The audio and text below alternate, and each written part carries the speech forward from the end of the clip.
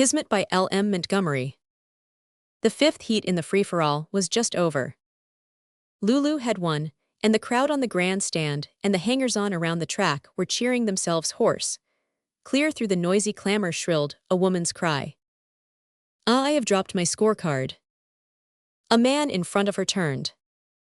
"I have an extra one, madame. Will you accept it?" Her small, modishly gloved hand closed eagerly on it before she lifted her eyes to his face.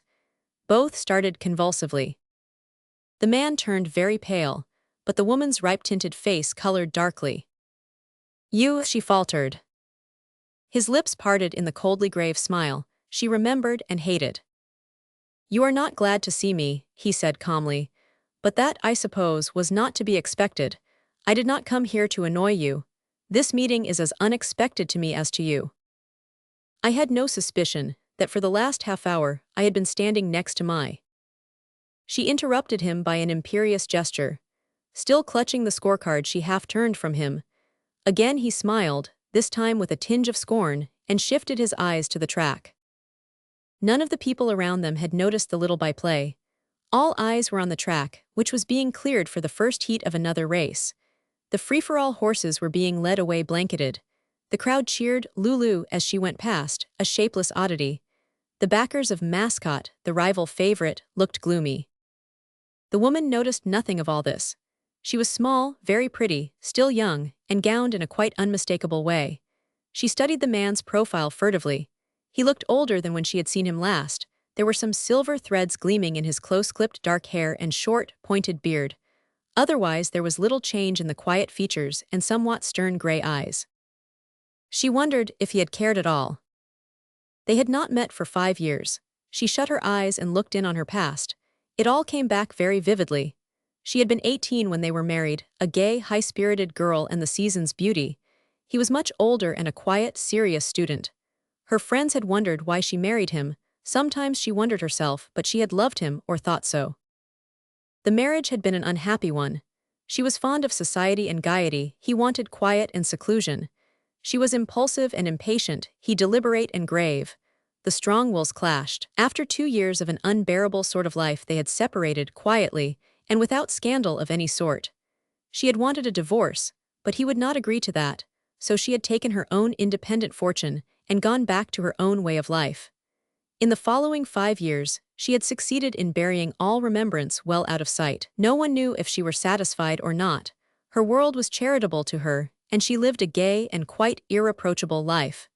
She wished that she had not come to the races. It was such an irritating encounter. She opened her eyes wearily. The dusty track, the flying horses, the gay dresses of the women on the grandstand, the cloudless blue sky, the brilliant September sunshine, the purple distances all commingled in a glare that made her head ache.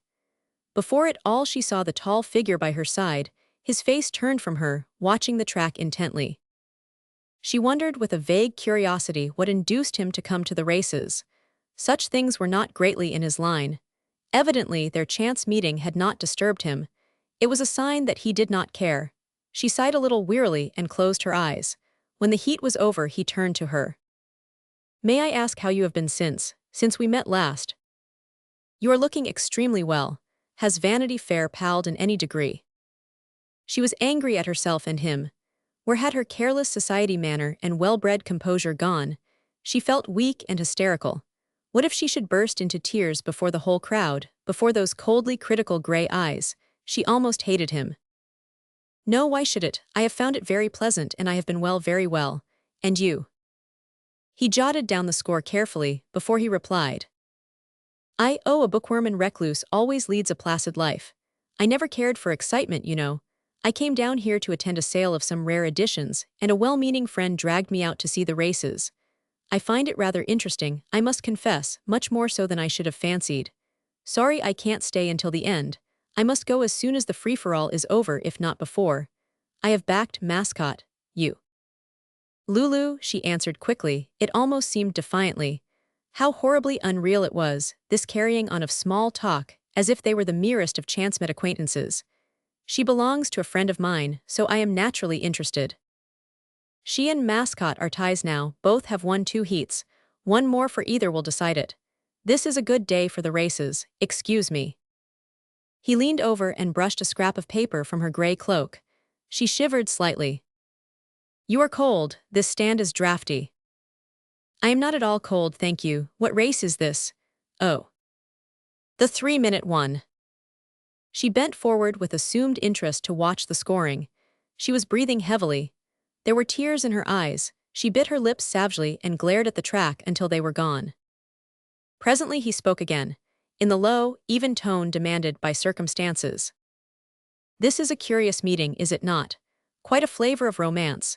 By the way, do you read as many novels as ever? She fancied there was mockery in his tone. She remembered how very frivolous he used to consider her novel reading. Besides, she resented the personal tinge. What right had he? Almost as many, she answered carelessly. I was very intolerant, wasn't I? He said after a pause. You thought so, you were right. You have been happier since you left me. Yes, she said defiantly, looking straight into his eyes. And you do not regret it. He bent down a little. His sleeve brushed against her shoulder. Something in his face arrested the answer she meant to make. I did not say that, she murmured faintly. There was a burst of cheering. The free-for-all horses were being brought out for the 6th heat. She turned away to watch them. The scoring began and seemed likely to have no end. She was tired of it all. It didn't matter a pin to her whether Lulu or Mascot won. What did matter? Had Vanity Fair after all been a satisfying exchange for love? He had loved her once and they had been happy at first. She had never before said, even in her own heart, I am sorry, but suddenly she felt his hand on her shoulder and looked up. Their eyes met. He stooped and said almost in a whisper, Will you come back to me? I don't know, she whispered breathlessly, as one half fascinated. We were both to blame, but I the most. I was too hard on you, I ought to have made more allowance. We are wiser now, both of us. Come back to me, my wife. His tone was cold and his face expressionless. It was on her lips to cry out no, passionately. But the slender, scholarly hand on her shoulder was trembling with the intensity of his repressed emotion. He did care, then. A wild caprice flashed into her brain. She sprang up. See, she cried, they're off now. This heat will probably decide the race. If Lulu wins, I will not go back to you. If Mascot does, I will. That is my decision. He turned paler, but bowed in assent. He knew by bitter experience how unchangeable her whims were, how obstinately she clung to even the most absurd. She leaned forward breathlessly. The crowd hung silently on the track. Lulu and Mascot were neck and neck, getting in splendid work. Halfway round the course, Lulu forged half a neck ahead, and her backers went mad. But one woman dropped her head in her hands and dared look no more. One man with white face and set lips watched the track unswervingly. Again Mascot crawled up inch by inch. They were on the home stretch, they were equal, the cheering broke out, then silence, then another terrific burst, shouts, yells and clappings. Mascot had won the free-for-all. In the front row a woman stood up, swayed and shaken as a leaf in the wind. She straightened her scarlet hat and readjusted her veil unsteadily. There was a smile on her lips and tears in her eyes. No one noticed her. A man beside her drew her hand through his arm in a quiet, proprietary fashion. They left the grand stand together.